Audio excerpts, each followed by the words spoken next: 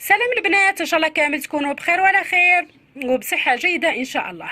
اليوم راح نتكلم لكم على عشبة مفيدة للاستوما وتخفف من انتفاخ البطن وتطرد الغازات، وكذلك أنها تستعمل للإسهال والزكام والسعال الحاد، وهي مضاد حيوي، وهي عشبة مفيدة نلقاوها عند العشاب، وهي النوخة. النوخة يا البنات مفيدة جدا، حتى أنها تستعمل في كاين الناس اللي يستخدموها في الحريرة، ريحتها ما شاء الله.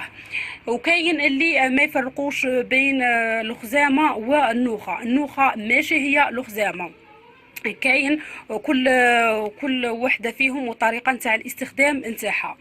هنا طريقه التحضير، نكونوا حضرنا ماء مغلي، نضيفوا له ملعقه صغيره من النوخه ونطفيو عليها.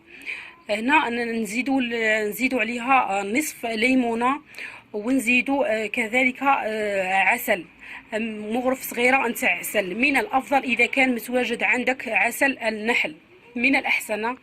هنا كاين حتى أنها مفيدة للأطفال الصغار، ولكن ليس لحادثي الولادة، يعني هاد الأطفال يكونوا من 4 شهور فما فوق.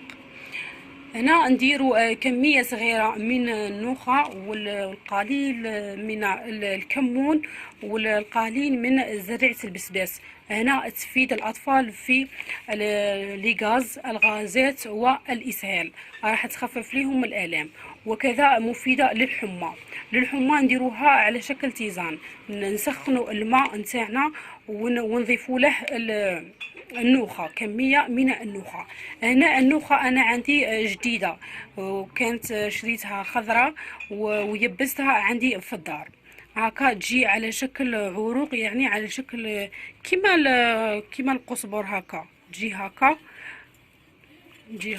يلا يا البنات، نتمنى تروحوا ديروا جيم واشتراك وتفعيل زر الاشتراك ليصلكم كل جديد، وسلام.